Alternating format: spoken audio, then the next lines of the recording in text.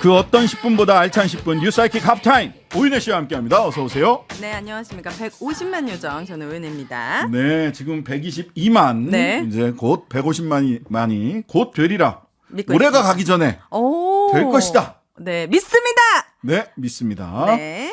예, 드디어 내일입니다. 신장식의 뉴사이킥 가을 소풍. 네. 시청자분들이 주로 하시는 질문이 있어서 잠깐 Q&A를 좀 해볼까 싶습니다. 네. 자, 대신해서 질문 좀 해주시죠. 제일 많이 오는 질문이 저는 당첨자 명단 못 들어갔는데 그거 문자 안 왔습니다. 혹시 가도 될까요? 라는 질문이 있었는데 오셔도 됩니다. 그럼요. 그래서 저희가 준비한 담요나 핫팩 등은 못 드릴 수가 있어요. 하지만 프리아이킥 5시 반부터 시작을 하니까 감안하셔서 상암동 오셔서 늦게 오셔도 되고 중간에 오셔도 되고 일찍 가셔도 되니까 오셔서 편하게 오시면 되고, 반면에 당첨이 되신 분들은 저희가 5시부터 상암동 MBC 경영센터 1층에서부터 간단한 본인 확인 그리고 물품 제공 절차를 거친다는 점 이미 공지 문자로 보내드렸으니까 참고하시면 되겠습니다.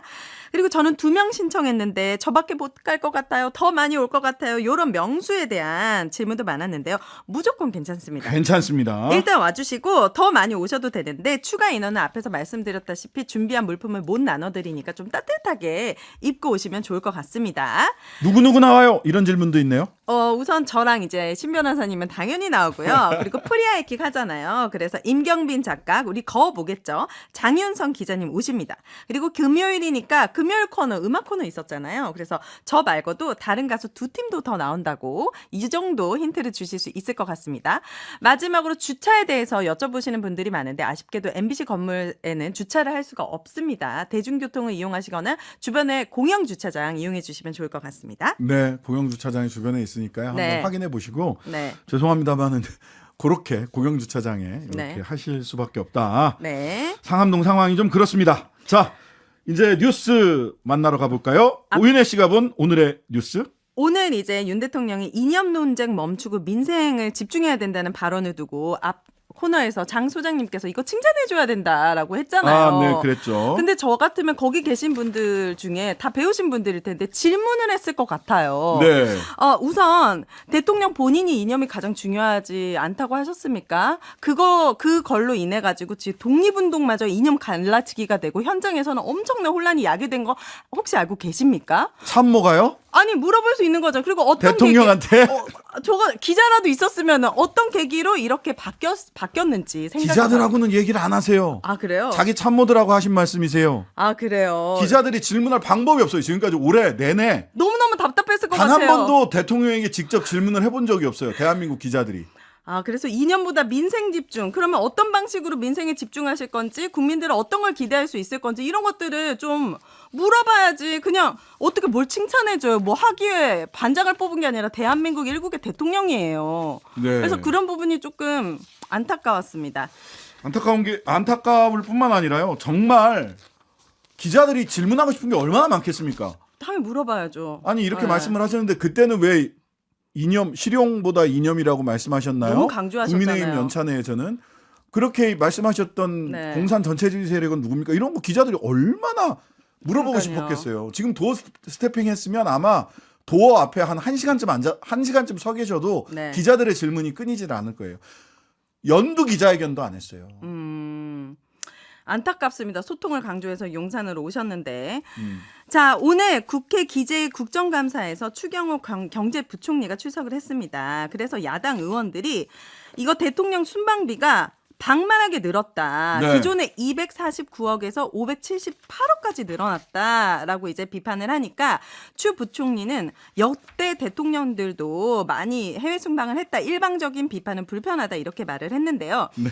공교롭게 오늘 또 윤석열 대통령의 나가시죠. 순방 소식이 들려왔습니다. 21일부터 사우디와 카타르 김건희 여사와 함께 방문한다고 하는데 요즘 또 중동이 시끄러운데 가서 어떤 성과를 기대할 수 있을까요? 저는 이제 두 가지를 말씀을 드리고 싶은데 하나는 추경호 부총리 네. 일방적인 비판은 불편하다. 네. 그 부총리 그 장관 편안할 생각으로 장관 자리하고 국정감사장에 나오나요? 국정감사장에서 답변을 할 때는 네. 이것은 잘못 알고 계신 것 같습니다. 이런 부분은 지적이 옳습니다. 그래서 이렇게 변화하도록 하겠습니다라고 얘기해야 되는 겁니다. 네. 아니 당신 편하라고 국정감사하는 거냐고. 비판하고 견제하기 위한 자리인데 아니 말 자체가 그게 사실입니다. 아닙니다. 그런 평가도 있지만 이렇게 평가할 수도 있습니다라고 얘기하는 게 국무위원의 기본 자세예요. 편안하고 불편하고 어디 무슨 뭐 고속버스 탔는데 불편하네요. 저 KTX가 조금 앞자리가 좁은 것 같아요. 며칠 전에 그 고속버스에서 있었던 앞자리에 계신 분이 너무 뒤로 제껴서 불편해요. 그런 소리 하는 자리입니까? 국정감사장이? 말도 안 되는 답변 태도다. 네, 맞습니다. 그다음에 한일 관계 개선됐다. 한일 통화 수화포도 되게 됐다. 한국과 일본 간 경제인적 교류도 활발하게 이루어지고 있다. 즉 대통령이 한일 네. 외교 많이 하고 자, 외교 관련해서 한일 관계 개선 말고는 할 말씀이 없으세요? 그다음에 개선됐다 하더라도 경제부총리에게는 네. 이렇게 저렇게 해서 어느 정도의 경제 개선 효과, 수출 효과가 이랬고 네. 경제적 파급 효과가 이렇게 일어났고라고 하는 데이터를 갖고 와야 되는 거예요. 세수도 다 틀렸잖아요, 이 예, 사람이. 그냥 좋아졌습니다. 불편합니다. 그렇게 얘기하시면 이런 답변은 경제부총리가 해서는 안 되는 답변입니다. 첫 번째. 두 번째. 네. 이스라엘 가서 이스라엘이래. 사우디 카타르 네. 국빈 방문 4박 6일인가 하러 가시잖아요. 첫 번째. 실수하지 않으셨으면 좋겠습니다. 아, 중동 정세는 굉장히 복잡합니다. 네. 말 한마디 누가 주적이다 어쩌다 해가지고 큰일 나요. 지난번에 예멘 여기 가가지고 굉장히 논란을 불러일으키고 그거 네. 수습하느라고 외교부가 골치 아팠습니다. 네. 첫 번째 어렵고 복잡한 곳에 가서 59분 대통령 국내에서 하던 것처럼 본인이 말을 다 해야 된다. 내가 아는 게 이만큼 많다. 이런 거 안 하셨으면 좋겠다. 맞습니다. 여기는 말 함부로 하면 안 되는 자리다. 요즘 뉴스에 이스라엘 팔레스타인 전쟁 나올 때마다 사실은 너무너무 무섭거든요. 우리나라가 지금 휴전 상태잖아요. 네. 그런데 윤석열 대통령이 그동안 전쟁에 관련된 발언들을 들어보면 압도적으로 우월한 전쟁 준비를 해야 된다. 네. 압도적인 힘을 통한 평화 구축이 중요하다. 네. 하지만 국민들은 그냥 압도적인 평화를 원하거든요. 압도적인 평화를 원합니다. 종전을 원해요. 그런데 여기에 가가지고 정말 말 실수 안 하셨으면 좋겠습니다. 괜히 불똥 튀는 일 없었으면 좋겠습니다. 첫 번째 그렇고요. 네. 그다음에 지금 세계적으로 여론의 동향을 예의주시하셨으면 좋겠어요. 지난번에는 어찌 보면 이스라엘에 지나치게 치우친 포지션의 발언을 하셨었어요. 그래요? 미국에서 의원들 왔을 때 만나셔가지고. 네. 근데 지금 최근에 가자지구 500여 명이나 네. 사상자가 발생한 병원 폭격 네. 문제 각자 주장이 다르긴 합니다. 피난길도 막 다 쐈더만요. 각자 주장이 다르긴 네. 합니다.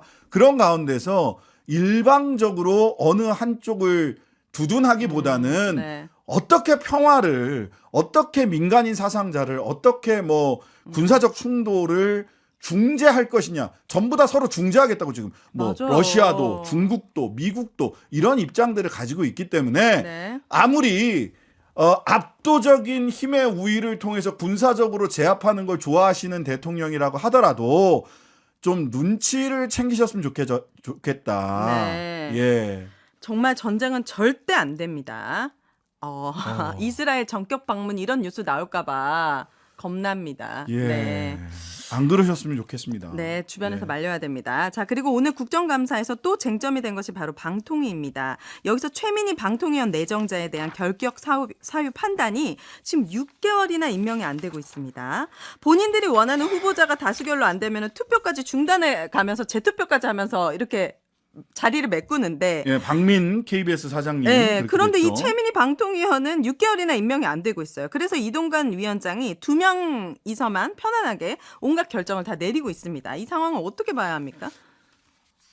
보이니까 보는데요. 이런 상황은 안 보고 싶습니다. 정말. 어떻게 이렇게 아니 저는 할 수가 굉장히 있습니까? 재밌는 게 네. 방통위원회 회의라고 해가지고 뉴스에 보도가 나오는데 오늘 방통위원회에서는 방통위원장이 이런 발언을 하셨고 이상인 방통위원장이 이런 발언을 했습니다. 둘이 앉아서 하는 거예요. 둘이 앉아가지고 방통위원장 발언 네. 하고 끝나고 나면 둘이 앉아고 이렇게 해요 또. 이게 그러신다고요. 이게 6개월이나 넘게 법적 판단을 못 한다는 게 상식적으로 말이 되는 거예요. 상식적으로 말이 안 됩니다. 법제처가 그런 법률 해석 요청을 하면 이렇게 얼른 네. 2, 3주 안에도 빠르게 판단을 해줘야 되는 곳이고 네. 그다음에 이게 원래 처음에 방통위원회에서 어떤 식으로 얘기를 했냐면 한상혁 방통위원장 뭐 이렇게 이렇게 날린 다음에 네. 말하자면 어떤 식으로 얘기를 했냐면 자 최민희 방통위원에 대해서 법제처의 법률 해석을 듣고 들어봐야 되겠다. 대통령실에서 네. 대통령실에서 들어봐야 되겠다라고 해서 늦춰놨어요. 근데 그래 놓고 나서 네. 계속해서 법제처에서 6개월째 법률 해석을 안 해주는 겁니다. 왜 그러는 거예요? 아니 최민희 방통위원이 들어가면 네. 뭐가 껄끄러운가 보죠. 지금 두 분이 앉아가지고 네. 이동관 이상인 두 분이 앉아가지고 이상인 방통위원은 또 아이고 윤석열 대통령 네. 또 법대 7구 아, 동기예요. 또 그래요. 하지만 계속 이대로 가면 안 될 것 같습니다. 이렇게 하면 안 되는 겁니다. 네. 이렇게 하면 안 되는 거예요. 언론의 그런 자유가 성립이 안 됩니다. 자, 내일 공개 방송 몇 시부터 입장 가능하시냐는 질문이 있는데 5시부터 가능하니까 그 이후로 언제든 늦게 오셔도 가능합니다. 예, 3부에서는 김재섭 신인규 두 분과 보수의 혁신에 대해 이야기해 보도록 하겠습니다. 오늘의 하프타임은 여기까지. 내일 뵐게요. 감사합니다. 하루 종일 기다려지는 진짜 시사. 평일 저녁 6시 5분 신장식의 뉴스 하이킥.